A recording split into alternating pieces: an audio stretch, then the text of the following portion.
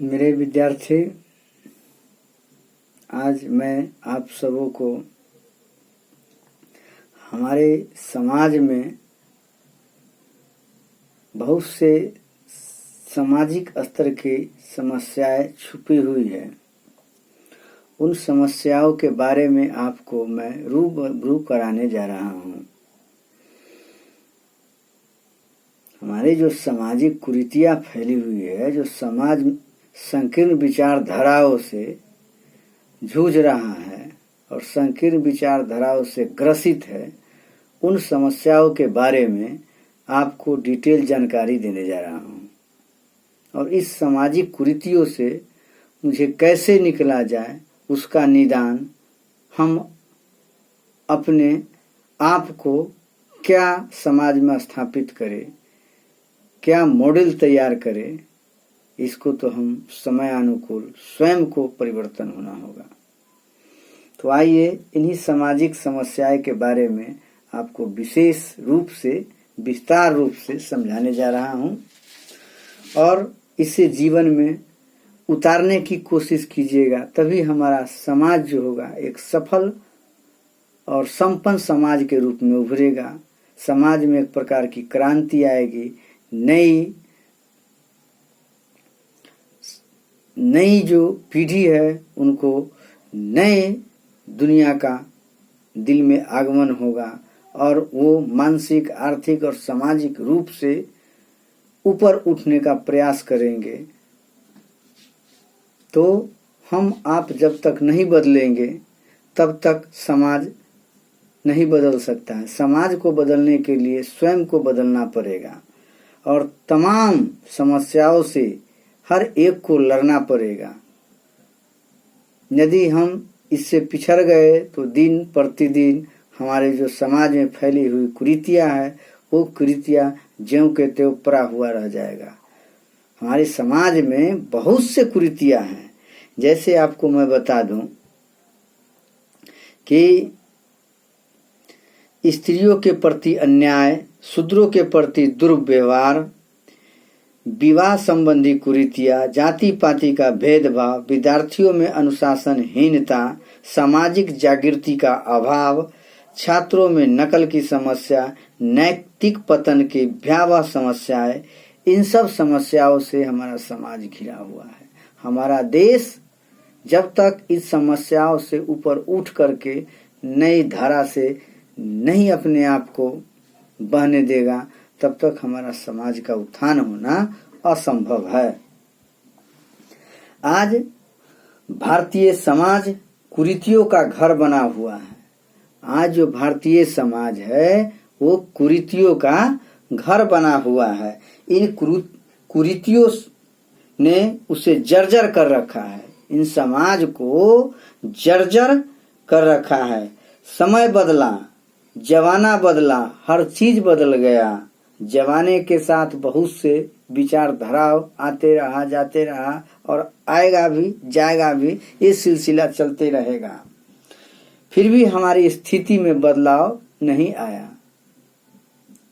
आज से 200 वर्ष पहले की जो सभ्यता संस्कृति है वो भी आज हमको दिखाई दे रहा है। हम स्वतंत्र हुए परंतु हमारी सामाजिक विषमताएं आज भी वैसी ही अलग थलग पड़ा हुआ है। जैसे 200 वर्ष पहले हमने देखा था, 200 वर्ष पहले का जो हम फिल्म के द्वारा, साहित्य के द्वारा पढ़े, वही आज भी हमको समाज में उदाहरण देखने को मिलता है। ये दोष कुछ तो अंग्रेजों ने हमारे समाज को दिए थे और कुछ हमारे ही घर के स्वार्थी धर्म के ठेकेदार ने दिया था।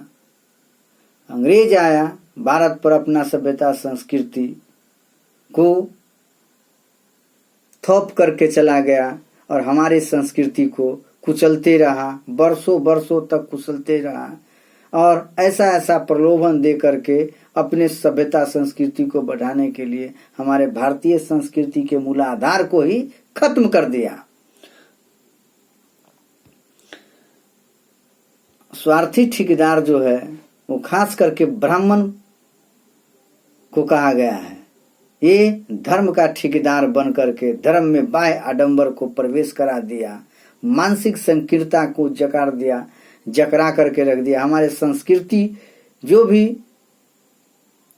थी उसमें आडंबर भर दिया। इसका परिणाम हुआ कि हम सब कुंठित हो गए, आर्थिक रूप से, सामाजिक रूप से, मानसिक रूप से। हमको हर तरह से वो भ्रमजाल में रखने का प्रयास किया। इन भ्रमजाल एक धर्म का रूप ले लिया। धर्म को दिखा करके भ्रमजाल में सारे हिंदुस्तान को कटघरे पर खड़ा कर दिया। आज जो हिंदुस्तान की दुर्दशा है इन्हीं ठेकेदारों के कारण है। एक समय था जब हमारा देश, हमारा समाज विश्व में सर्वश्रेष्ठ समाजों में गिना जाता था। आज की जनता सुखी और धान्य से संपन्न थी। समाज की सबसे प्रमुख समस्या स्त्रियों की है।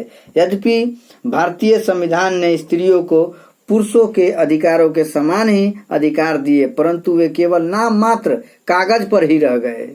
नाम मात्र कागज पर ही रह गए। समाज में वह नहीं लागू हुआ, नहीं दिखा। हमारे जो ऑर्थोडॉक्सी प्रोडक्शन का था, जो सनातनी था, वो अपने धर्म से विमुख नहीं हुआ। जैसा हमें ब्राह्मणों ने पढ़ा दिया उसी ढंग को अनुरूप अभी भी चल रहा है और उन्हीं के अनुसरण करते आ रहा है, जिसके कारण हम अपने कुरीतियों से ऊपर नहीं उठ रहे हैं। पति की इच्छा ही उसका सर्वस्व है। पति के दुराचार, अन्याय, अत्याचारों को वह मूक पशु की तरह सहन करती है। उसका संसार घर की चार दीवारी तक ही सीमित है। वृद्ध रोग बस जर धनी होना, अंधवरी क्रोधी अति दीना, ऐसे ही पति कर किए अपमाना, नारी पाव यमपुर दुख नाना। पति देवता की सेवा और बच्चों का पालन पोषण करने तक ही उसका कर्तव्य है। घर में बैठकर कब किसका विवाह हुआ, कब किसके बच्चा हुए, इन्हीं बातों तक इस सामाजिक फालतू बातों से कोई संबंध नहीं है। इंसान संसार क्या है, इंसान क्या है, मानव जाति किन परिस्थितियों से गुजर रही है, उससे इन फालतू बातों से कोई संबंध नहीं है। वह तो केवल घर की दासी बनकर ही रहती है। आत्मोन्नति और आत्म संस्कार से मतलब नहीं है। बाल विवाह, वृद्ध विवाह, विवाह विच्छेद, विवाह निषेध आदि ने उसकी ओर भी दुर्दशा कर दी है। न वह पर स्वतंत्र वायुमंडल में सांस ले सकती है और न स्वतंत्रता पूर्वक किसी से बोल सकती है। जन्म से लेकर मृत्यु तक का आजीवन कारावास किस विधाता ने इसके भाग्य में लिख दिया। पिता रक्षति कौमारे, भर्ता रक्षति यौवने, पुत्र रक्ष अस्थविरे, भावे न स्त्री स्वतंत्र यम्र महिति।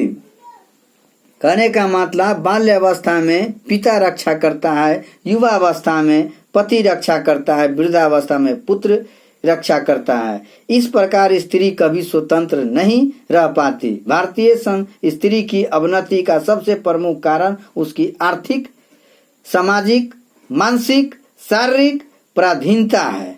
उससे एक एक पैसे के लिए हाथ फैलाना पड़ता है। इस आर्थिक स्वतंत्रता के अपहरण ने उसे अवनति के गर्त में डाल दिया है। नारी समाज की इस प्रकार की हीनावस्था भारतीय समाज के लिए बहुत बड़ा कलंक है। समाज के उत्थान के लिए यह नितांत आवश्यक है कि हम स्त्री का उद्धार करें, उससे अपने समान अधिकार दे। नारी त्याग, बलिदान, तपस्या और साधना की मूर्ति है। नारी समाज के उत्थान में अहम रोल निभाने का सबसे बड़ा उत्तरदायित्व है तो नारी का है। समाज के उत्थान के लिए यह नितांत आवश्यक है।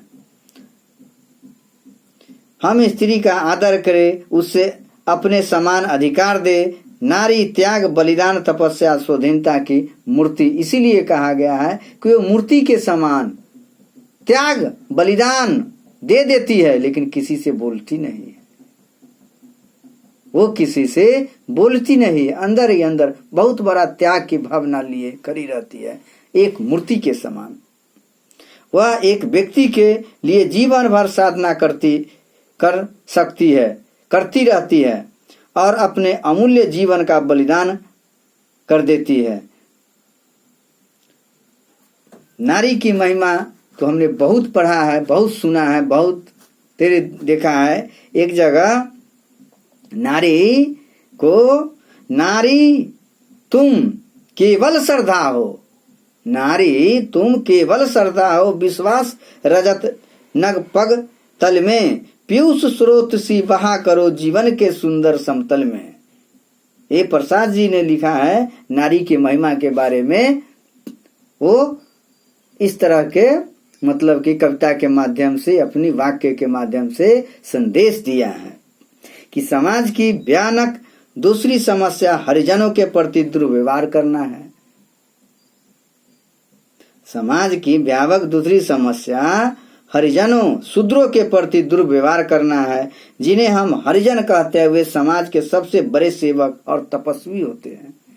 जिसको हरिजन नाम से हम संबोधित किए हुए है वर्षों पुराने सनातनी से, वो समाज का सबसे बड़ा सेवक होता है, वो तपस्वी होता है, वो संत होता है, साधु होता है, अपने कर्तव्य पथ पर हमेशा अडिग रहता है।